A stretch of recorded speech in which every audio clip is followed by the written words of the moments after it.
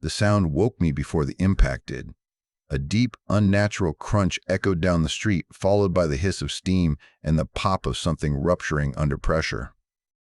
I was already on my feet when I stepped into the driveway, heart slamming so hard it felt like it was trying to escape my chest.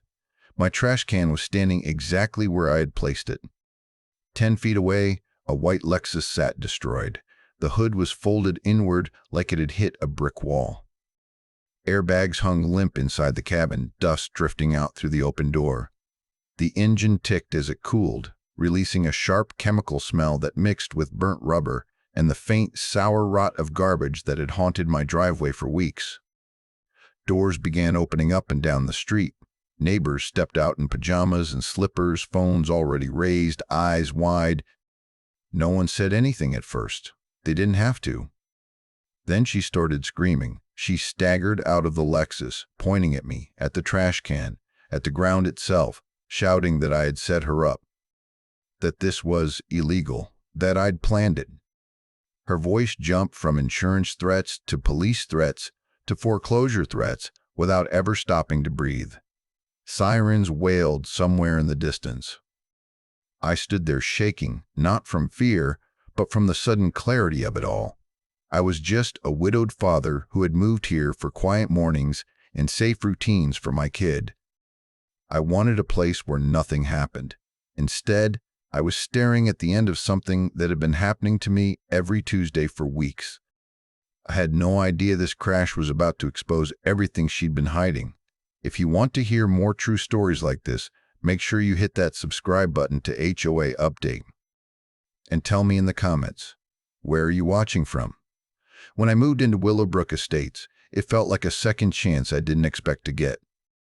After my wife died, the old house became too loud in the quiet moments. Every room carried memories I wasn't ready to pack away, and my daughter deserved something steadier than watching me pretend I was fine. I wanted routine, predictability, a place where mornings followed rules and nothing unexpected happened. This neighborhood promised that. The schools were close. The streets were clean. Kids rode bikes without parents hovering on the sidewalks. Neighbors waved. It looked like the kind of place where grief could soften instead of staying sharp. I told myself that if we kept things simple, if we stuck to schedules, we'd be okay. The HOA came with the house, of course. I read the rules before signing. They were strict but clear. Trash out on time. Lawns trimmed. No chaos. I didn't love the idea of someone watching that closely, but order felt comforting back then. Structure felt like safety. I met the HOA head during my first week. She appeared at my door in perfect clothes and an even more perfect smile, clipboard tucked against her chest like it was part of her. She complimented the house, talked about standards, about how proud she was of the neighborhood. Everything she said sounded reasonable. Reassuring, even. Her white Lexus sat idling at the curb, spotless, gleaming like it never made mistakes. For a while, life settled into something almost peaceful. My daughter caught the bus at the same time every morning.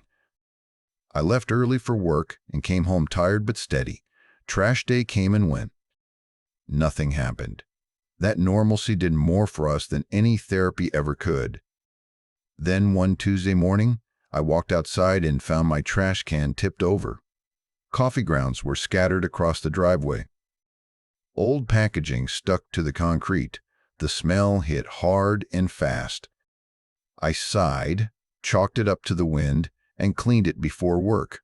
I was late, but it didn't seem worth worrying about. The next leak, it happened again. This time the lid was cracked, the mess wider, like something had hit it with force. I muttered about animals. Raccoons were everywhere. I cleaned it again, hosed down the driveway, and told my daughter it was nothing. She believed me because she wanted to. The third Tuesday changed everything. The trash can wasn't just knocked over. It had been pushed several feet from where I placed it. One wheel was bent. When I leaned down to lift it, I saw marks on the driveway that didn't belong there. Long, dark streaks curving away toward the street. Tire marks. I straightened slowly and looked around, half expecting someone to laugh or wave. Instead, I saw a neighbor across the street watching from behind their curtain. When our eyes met, they turned away too quickly. Another neighbor walked past, staring straight ahead, pretending not to notice me standing in garbage before sunrise. That was when the unease set in. Not panic, not yet. Just the sense that something was wrong in a way I couldn't explain. I became careful after that. I placed the trash can exactly where the rules said it should go. I measured the distance from the curb. I set it out later, hoping timing was the issue. I double-checked everything. It didn't matter. A few days later, I found an envelope taped neatly to my door. HOA letterhead, official tone. Inside was a citation for unsightly debris and failure to maintain waste containers. There was a warning about future fines if the issue continued. I stood in the kitchen reading it twice, then a third time. They were citing me for a mess I cleaned up every single time. For damage I didn't cause. The date on the notice matched the morning I'd found the tire marks. I walked back outside and stared at the driveway.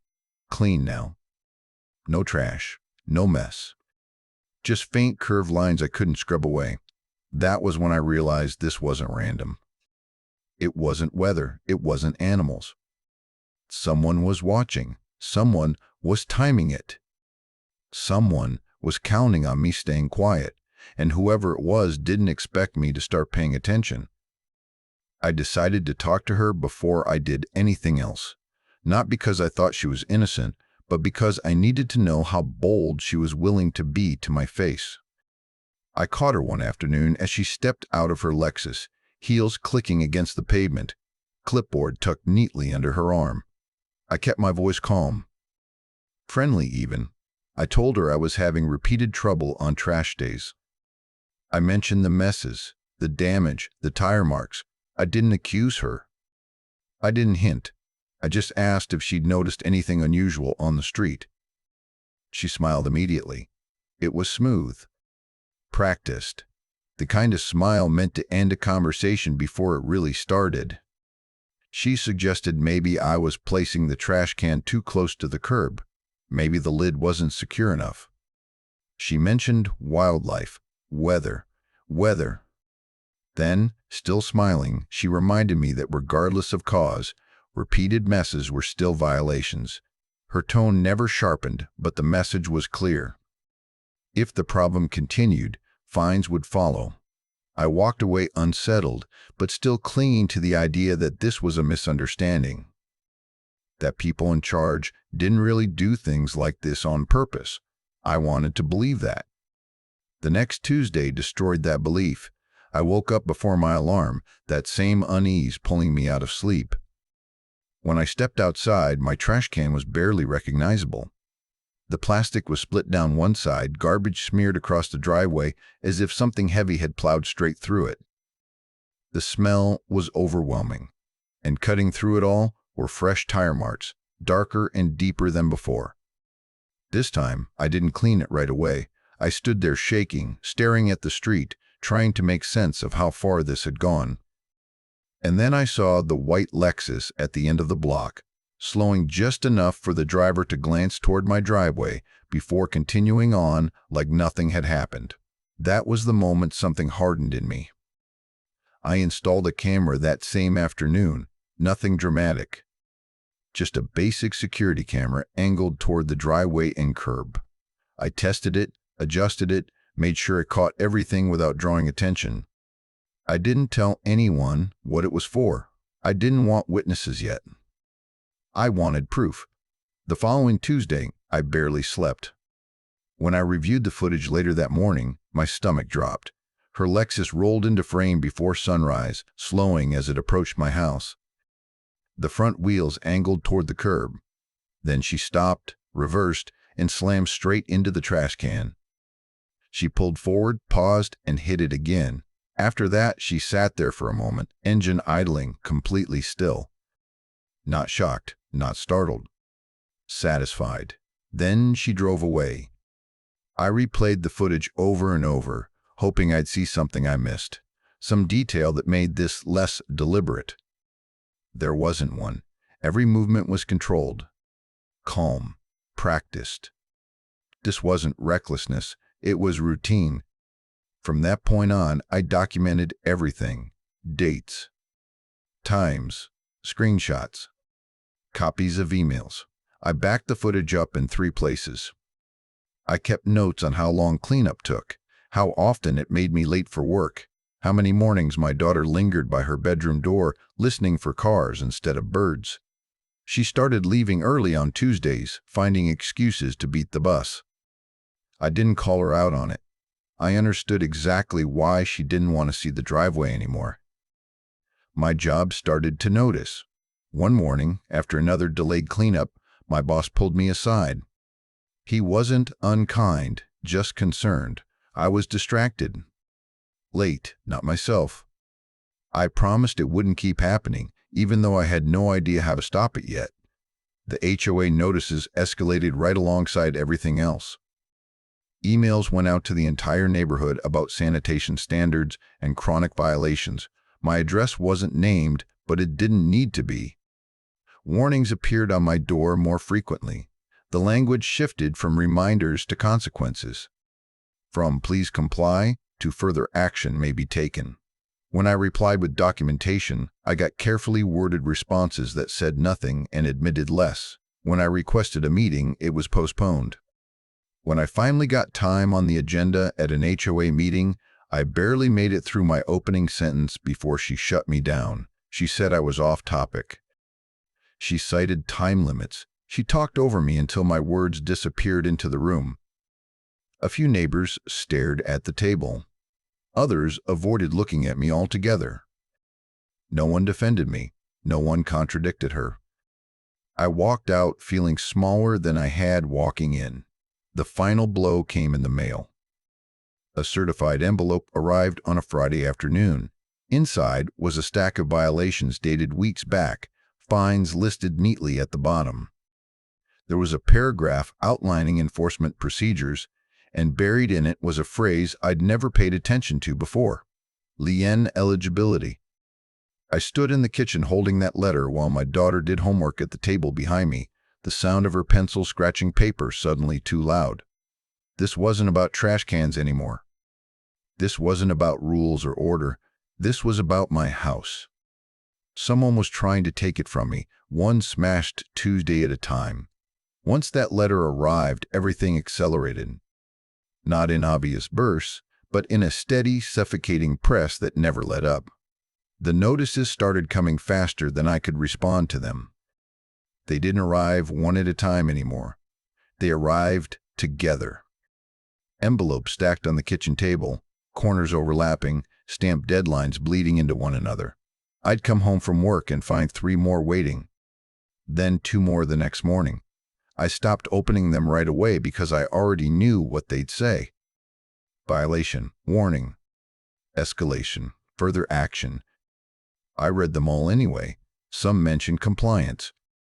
Others mentioned enforcement. A few hinted at penalties without spelling them out, like threats whispered just loud enough to be heard. It didn't matter what the specific complaint was. What mattered was the volume. The weight of paper piling up where dinner plates were supposed to go. The message was simple: you are being watched, and you are losing. At night, the house stopped feeling like shelter. Light poured in through the front windows long after sunset, harsh and unforgiving. Someone had angled floodlights just right so they washed across my living room and my daughter's bedroom. Curtains helped, but not enough. Sleep became shallow and broken. Every sound outside felt intentional. I tried talking to neighbors again, not in groups. Quietly, carefully. A few finally admitted the truth in hushed voices. Yes, it had happened to them too. Yes, it had started small. Yes, it always escalated. And no, fighting back hadn't worked. Some had paid just to make it stop. Some had moved. One family told me they'd lost more money in fines than they had in savings. Every conversation ended the same way: apologies. Regret, fear, fear. I can't risk it. I went to another HOA meeting anyway, I brought everything this time. Footage, letters, letters, dates. I waited my turn, heart pounding, rehearsing my words. When I stood up, I didn't accuse, I explained. I barely made it past my opening sentence before I was cut off again. She didn't shout this time. She didn't need to. She spoke calmly, firmly, about procedure and relevance. She reminded the room that personal disputes weren't appropriate for public discussion. When I tried to respond, she talked over me, then cited a rule about disruptive behavior. A board member nodded along. Another looked away. The room went quiet in that heavy, complicit way that told me everyone understood what was happening and no one was going to stop it. I left early, my folders still full. That night, I called the police. I laid everything out as clearly as I could. The vandalism, the footage, the threats, the pattern. The officer listened, nodded, and told me it sounded like a civil matter. He suggested a lawyer. He said HOAs had broad authority. When I mentioned the repeated reports filed against me, he shrugged and said proving intent could be difficult. As his car pulled away, something settled in my chest that felt worse than anger. The inspection started after that. People showed up with clipboards and badges, responding to complaints I hadn't known existed. They checked. They documented. They found nothing. A few of them looked embarrassed by the time they left. One quietly admitted this wasn't the first time they'd been sent out like this. Still, the reports kept coming. I spent evenings at the kitchen table sorting papers while my daughter did homework across from me, both of us pretending the other wasn't listening. She flinched every time a car slowed outside. She closed her door more often. One night, as I was filing another notice, she stood there twisting the sleeve of her sweatshirt and asked if we were going to lose the house. I told her no. I meant it. I just didn't know how to prove it yet. A few days later, I ran into her in the driveway. She was polite, pleasant, almost warm. She commented on the weather, on how nice the street looked when everyone followed the rules. Then she lowered her voice just enough for it to sound like advice instead of a threat. She said it would be a shame if things went further. She mentioned liens, casually, like overdue bills. She said foreclosure was never her goal, but sometimes people forced her hand. She suggested I think carefully about my options while I still had them. As she walked back to her Lexus, straightening something on her lawn that didn't need fixing, I stood there holding grocery bags that were cutting into my palms. That was the moment I stopped thinking of this as harassment. It was a system, and I was standing right in the middle of it. The shift didn't happen all at once. It wasn't a dramatic decision or some sudden burst of courage. It was quieter than that. It started the night I sat alone at the kitchen table, surrounded by envelopes and copies and notes, and realized something simple. I was done reacting. For weeks, every move I'd made had been defensive. Cleaning, appealing, explaining, asking for mercy from a system that had already decided I was expendable. I kept hoping logic would matter, that if I stayed reasonable long enough, this would stop. But systems like that don't stop on their own. They only tighten. So I stopped thinking like a target and started thinking like a problem solver. I laid everything out in front of me. The footage, the letters, the dates. I didn't look at them emotionally anymore. I looked at them the way I look at a job site when something keeps failing. Where is the pressure being applied? Where is the weak point? What's being exploited? The answer had been sitting at the curb every Tuesday morning. The trash can. That was the point of contact, the excuse, the trigger for fines, citations, and threats. Every escalation traced back to that single, predictable moment. She needed it to break, needed the mess, needed the violation to justify everything that came after. So I stopped trying to protect the system from abuse and started letting the system expose it. I didn't build anything exotic. I didn't dig holes or pour foundations or create anything that didn't belong. I didn't need to. A few months earlier, I'd postponed a small renovation project. Old concrete blocks, broken pavers, scrap rebar that had been sitting neatly stacked behind the shed, waiting to be hauled away when I had time. Heavy, dense, legal to dispose of, trash. I loaded those materials into the bin carefully, making sure nothing stuck out, nothing rattled, nothing looked unusual. From the outside, it was the same can she'd been hitting for weeks. Same scuffs, same faded sticker.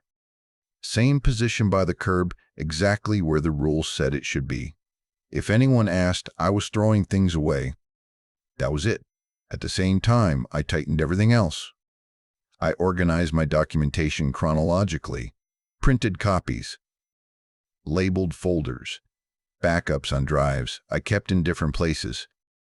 I reread the HOA bylaws, not the way they expected residents to read them, but the way they never assumed anyone would. Slowly, carefully, looking for what they could do and what they couldn't. I spent nights reading insurance policies too, the boring parts. The parts people skip. Liability exclusions. Intent clauses. What happens when damage isn't accidental? What happens when someone admits intent without realizing it? I didn't need to win an argument. I needed the truth to stand on its own. I made one more call too.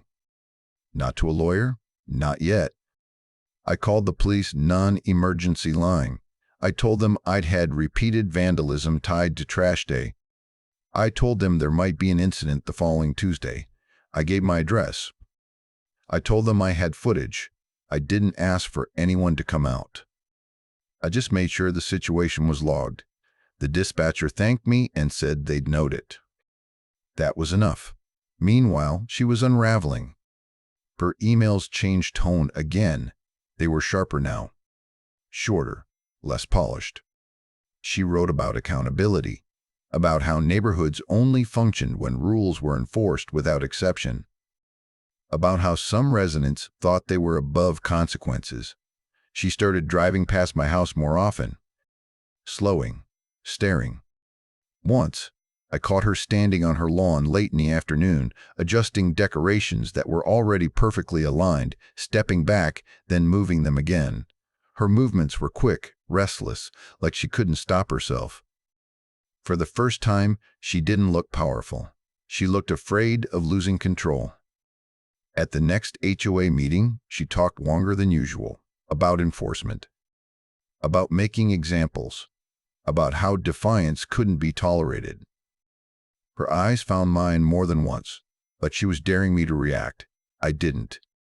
That seemed to bother her more than anything I could have said. The night before trash day, I didn't sleep much. Not because I was scared, but because I was alert. Every sound pulled me halfway awake. When morning came, I made coffee and stood by the window, watching the sky lighten. My daughter was already dressed. Backpack on, shoes tied. She hovered near the door, listening. I told her she could leave early if she wanted.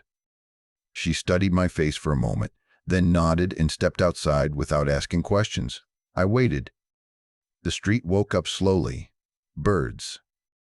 A delivery truck. A garage door down the block. Normal sounds that felt almost too ordinary for what I knew was coming. Then I heard the engine. That low, familiar hum. I stepped onto the porch just as the white Lexus turned onto our street.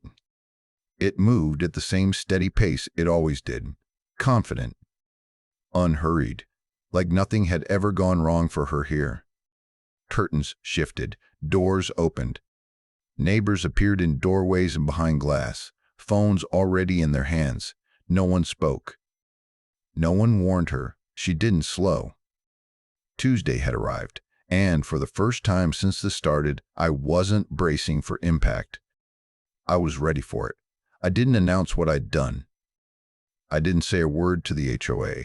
I didn't post anything, didn't hint, didn't warn. By the time Tuesday was close enough to feel, everything that mattered was already in place. From the outside, nothing had changed. The trash can sat at the curb where it always did, positioned exactly within the rules, same scratches along the side. Same faded sticker peeling at one corner. Anyone driving past would have seen the same boring plastic bin they'd seen for weeks. The difference was invisible, buried under weight that was never meant to be hit by a moving vehicle. I checked it once before sunrise, pressing my hand against the side. Solid, unyielding. Then I stepped back and let it be just another piece of the street. That was important. It had to belong there. The neighborhood felt different that morning, even before the sun came up. Not louder, not tense. Just alert. Curtains shifted earlier than usual. Porch lights clicked on and stayed on. I noticed neighbors lingering by windows a little longer, coffee mugs forgotten in their hands. No one said anything to me directly. They didn't need to. Phones were charged, camera angles quietly tested. People stood in places where they could see without being seen. After weeks of looking away, the street had decided to watch. I spent the previous evening going over paperwork one last time, not out of nerves, but habit. I reread the insurance sections I'd already highlighted, tracing lines I knew by heart now. Intentional damage. Exclusions. Admissions. The words didn't feel abstract anymore. They felt close. Real. I also made a final call to the police non-emergency line. I told them the same thing I told them before. Ongoing vandalism tied to trash day. Footage documented. Potential incident that morning. The dispatcher confirmed it was noted. That was it. No dramatics, no demands. Meanwhile, her behavior kept tightening. The emails came faster, shorter, less polished. Mentions of final warnings. Reminders about enforcement authority. Thinly veiled comments about how some homeowners forced escalation through non-compliance. One line stood out, buried near the end of a message sent late the night before trash day. Examples have to be made eventually. She drove past my house twice that evening. The second time, she slowed almost to a stop. I was standing in the kitchen, lights off, watching through the window. She didn't look over. She stared straight ahead, hands tight on the wheel, jaw set like she was bracing herself. Later, I saw her outside on her lawn again, long after sunset, adjusting decorations that were already perfectly aligned. She stepped back, frowned, moved one, stepped back again. Over and over. The control she tried so hard to project was slipping through her fingers. The morning itself arrived quietly. I woke before my alarm, made coffee, and stood by the window as the sky shifted from black to gray. My daughter was already dressed, backpack slung over one shoulder. She hesitated at the door, listening. I told her she could leave early if she wanted. She studied my face for a second, then nodded and stepped outside without saying anything. I stayed where I was. The street came alive in fragments. A delivery truck down the block. A garage door opening and closing. Birds calling from the trees, ordinary sounds layered over something heavier, like the pause before a storm. Then I heard the engine, that low, familiar hum that had become impossible to mistake. I stepped onto the porch just as the white Lexus turned onto our street. The headlights swept across the pavement, steady and sure. She drove the same way she always had. Same speed. Same line, same confidence. Doors opened quietly up and down the block. People emerged, just enough to see. Phones rose. No one shouted. No one waved her down. The silence felt intentional, almost respectful, like everyone understood this moment belonged to her choices, not ours. The Lexus didn't slow as it approached my driveway. It never had. I felt my hands trembling, but my feet stayed planted. I wasn't afraid anymore. The fear had burned itself out weeks ago, replaced by something steadier, something resolved. This wasn't a confrontation. It was an outcome. The trash can stood exactly where it always did, square to the street, unremarkable in every way. If she noticed anything different about it, she gave no sign. Her posture behind the wheel was upright, composed, the kind of composure that comes from believing nothing can touch you. She didn't brake. The engine surged, just slightly, as she committed to the approach. The distance between her bumper and the curb closed fast. I could hear the tires humming against the pavement, smooth and controlled. Neighbors held their breath. So did I. The Lexus lined up perfectly, front wheels angled with practiced precision, and then she accelerated. Time slowed the way it only does when something irreversible is about to happen. The Lexus didn't rush. It didn't jerk or swerve. It moved with the confidence of repetition, like this was just another Tuesday correction she'd made a dozen times before. The front wheels angled slightly, precise and familiar. I recognized the setup immediately because I'd seen it on the footage over and over again. She wasn't improvising. She was following muscle memory. I stood at the edge of the porch, the concrete cool through the soles of my shoes, aware of every breath I took. My hands were shaking now, openly, but my legs stayed locked. I didn't step forward. I didn't step back. I watched. Up and down the street, people had stopped pretending. Phones were raised openly now, screens glowing in the half-light. Someone across the way had started recording with both hands, elbows braced like they were trying to steady themselves. Another neighbor stood frozen at the end of their driveway, mouth slightly open, eyes fixed on the car. No one spoke. The silence felt deliberate, heavy, like the pause before a verdict is read. The Lexus rolled closer, engine humming low and even. Not aggressive, not frantic, just assured. This wasn't anger. It was entitlement. The belief that the world would bend the same way it always had. For a split second, I wondered if she'd hesitate, if she'd notice the number of people watching now, if the awareness of witnesses would finally register, if something, anything, would break the pattern before it completed itself again. She didn't even glance around. I could see her clearly through the windshield now. Her posture was upright, hands placed carefully on the wheel. Her expression was focused, almost irritated, like she was dealing with an inconvenience that had gone on too long. There was no panic in her face, no doubt. She looked at me then, just briefly, long enough for our eyes to meet. There was no rage there, no fear, just certainty.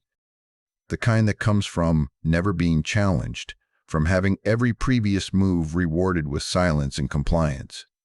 She believed this would end the same way it always had, plastic shattering, trash spilling, another violation justified. The engine note changed slightly as she pressed the accelerator. The sound carried down the street, smooth and controlled. Tires whispered against pavement. The front of the car dipped just a touch as weight shifted forward, committing. Someone behind me sucked in a breath so sharply I heard it over everything else. My heart was pounding hard enough to blur my vision at the edges, but my mind felt strangely clear.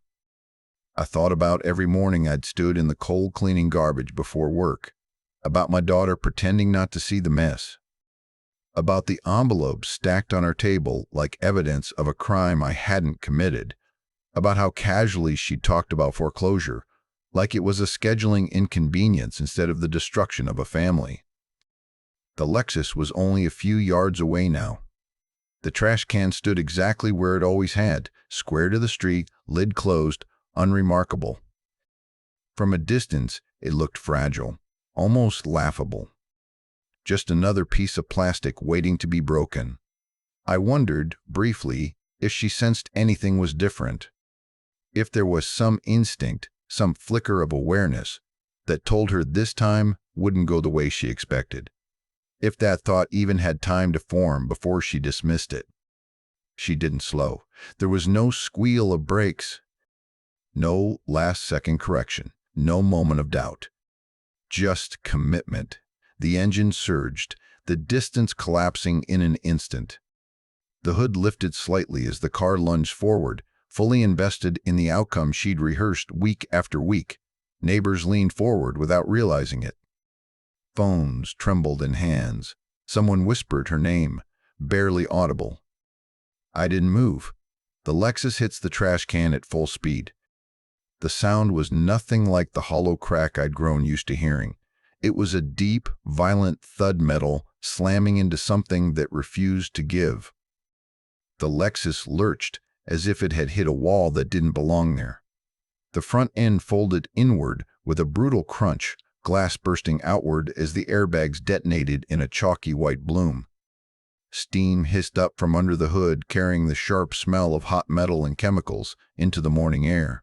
The trash can didn't move. It stayed upright, lid rattling once before settling back into place, untouched. For a heartbeat, no one said anything.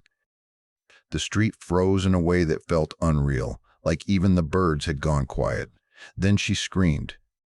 The driver's door flew open, and she stumbled out, coughing, clutching her arm, eyes wild. She spun toward me and started shouting about traps, about sabotage, about how this was illegal and deliberate, and how I was going to pay for it. Her words tripped over each other, threats stacking on threats. Police, insurance, lawsuits, foreclosure. She pointed at the trash can like it had betrayed her. Phones kept recording. Someone finally called emergency services. Sirens began to rise in the distance. When the police arrived, they took in the scene first. The crumpled Lexus. The intact trash can. The neighbors standing in a loose semicircle, quiet and watchful. An officer separated us and started asking questions. She talked fast, frantic now, insisting I'd set her up, that no ordinary trash could do this, that I'd planned it to hurt her. The officer listened, nodded once, then asked her a single question. Why were you driving into the trash can in the first place? The street went silent. She froze where she stood. Her mouth opened, then closed again. For a moment, she didn't move at all. No shouting, no gesturing. Just stillness, like her body was buying time her words couldn't find. When she finally spoke, it came out tangled, something about swerving, about losing control, but the certainty was gone. The confidence that had carried her for months drained away in front of everyone. I didn't say anything yet. I didn't have to. An officer asked if there was any footage. I nodded and handed over my phone. The video played right there on the hood of a patrol car. Week after week, her Lexus rolled into frame, slowed, backed up, rammed the trash can, pulled forward, hit it again, paused, drove off. No accident, no panic, just routine. A low murmur spread through the neighbors as the clips rolled. People leaned closer. Some shook their heads. Others stared at her like they were seeing her for the first time. She started talking over the video, insisting it was edited, illegal, taken out of context. No one responded. The officers weren't looking at her anymore. They were watching the footage. An insurance adjuster arrived soon after, called by her in a last attempt to regain control of the situation. He took one look at the damage, then at the videos. He asked a few short questions. Then he explained, calmly and without drama, that intentional acts weren't covered. The policy was clear. There would be no claim. Her voice rose again, sharper this time, accusing everyone of conspiring against her, of turning on her, of destroying the neighborhood. The words spilled out faster, less controlled, each one revealing how desperate she was to get that authority back. That's when others stepped forward. Quiet neighbors. The ones who'd avoided eye contact for months. They brought emails printed out, notices saved, statements highlighted, stories tumbled out, selective enforcement, fines that didn't add up, threats that always came right before someone gave in or moved away. Someone mentioned payments demanded without explanation. Another pointed out how enforcement seemed to follow certain houses and never others. The picture filled in fast. She tried to interrupt, to shout them down, but her voice cracked. The polished tone she'd used in meetings was gone. What was left sounded small and panicked, and it echoed off the houses in a way that made people flinch. One officer guided her away from the crowd. Another began taking statements. The morning she'd spent months trying to control had slipped completely out of her hands. When they took her arm to lead her toward the patrol car, she resisted just long enough to scuff her heels against the pavement. For a second, I thought she might start screaming again. Instead, she went quiet, staring straight ahead, jaw clenched so tightly it trembled. The car door closed with a dull, final sound. As the patrol car pulled away, the street exhaled. I heard it. Actual breaths being let out, one after another. Someone laughed softly, like they couldn't quite believe it was over. A neighbor wiped their eyes. Another lowered their phone and just stood there, stunned. I looked at the trash can, still standing where I'd placed it, and then at the people around me who were no longer pretending not to see. For the first time in months, the street felt calm. Not fragile, not temporary. Real.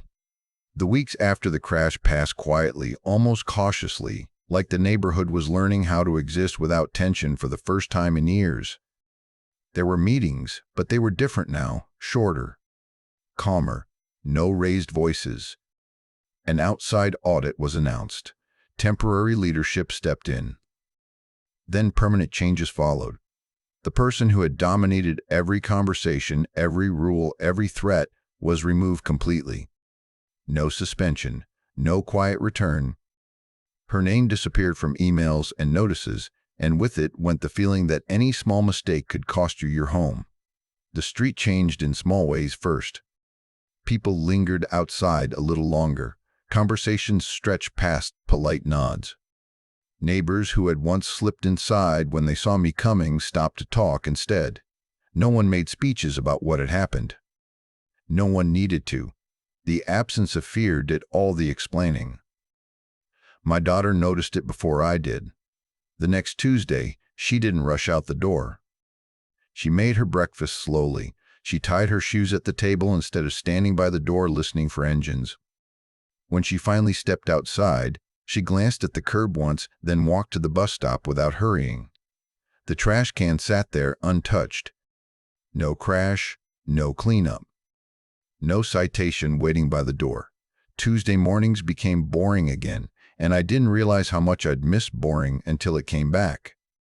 The reinforced bin stayed where it was, not because it needed to anymore, but because it had become part of the street. Kids chalked drawings on the sidewalk near it one afternoon. Someone joked about it being indestructible. No one tested it. No one wanted to. Life settled. Work stabilized. Evenings grew quieter. The house felt lighter, like the walls themselves had relaxed. My daughter started inviting friends over again without checking the clock or the street first. I caught myself standing in the driveway one morning, coffee in hand, realizing I wasn't bracing for anything. We hadn't won a battle. We'd gotten our normal back, and sometimes that's the best ending there is. Home finally felt like home again. If you want to hear more true stories like this, make sure you hit that subscribe button to HOA Update. And tell me in the comments, where are you watching from?